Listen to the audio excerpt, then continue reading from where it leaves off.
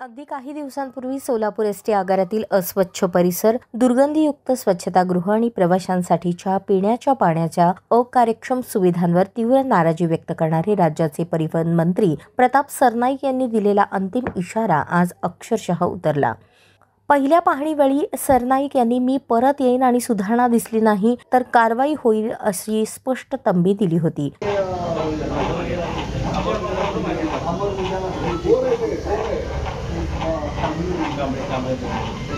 कारवाई करायचं असल्या पद्धतीने काय दुरुस्त करून घ्या ताबडतोब। आणि लोकांना काय लोक पैसे देऊन जातात ना, तुम्ही का फुकट सर्व्हिस देताय का त्यांना?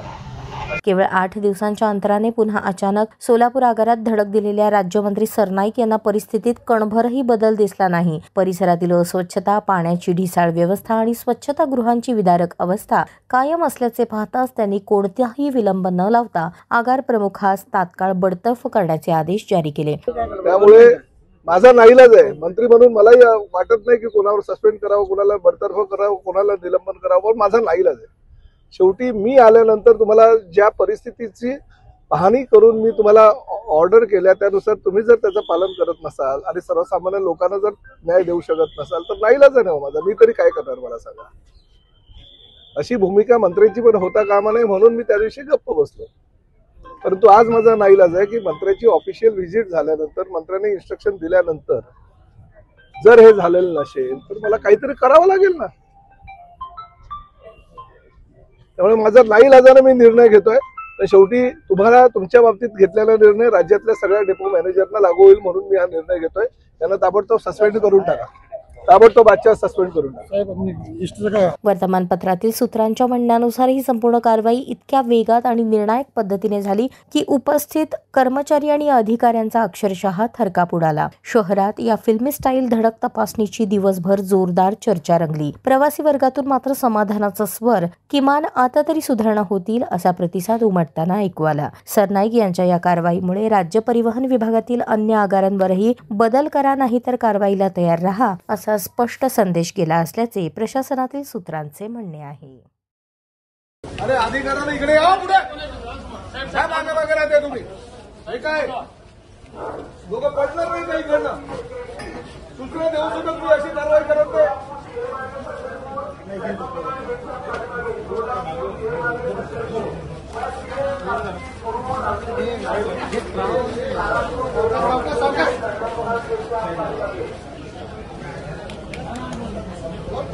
तुम्ही पाहणी केली का? मी येणार तुम्हाला सांगितलं आता तर की ही व्हिजिट ऑफिशियल व्हिजिट केली होती तरी ही अवस्था आहे।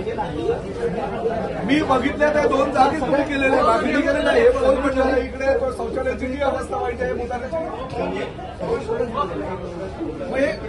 अरे तुम्ही किती दिवस झाले? बरोबर आहे ना?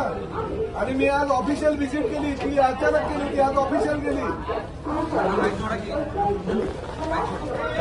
आवाज तुम्ही तिकडे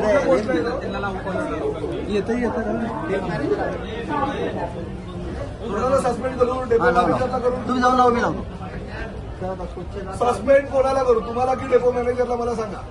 मंत्र्याची ऑफिशियल व्हिजिट असल्यानंतर सुद्धा ही अवस्था आहे। या आठवड्यामध्ये मी जेव्हा सोलापूरच्या ह्या एसटी स्थानकावर वस्तुस्थिती काय आहे ही बघायला अचानक आलो असता फार भयानक परिस्थिती मला ह्या ठिकाणी आढळली। अस्वच्छतेचं आगार हे होतं आणि प्रामुख्यानं मुतारी आहे, शौचालय आहे, महिलांचं शौचालय आहे, त्याची अवस्था अतिशय वाईट होती। ज्या ठिकाणी बसेस उभ्या केल्या जात होत्या त्यामध्ये घाणीचं साम्राज्य होतं, अतिशय लघुशंकेचा वास वगैरे त्या परिसरामध्ये येत होता।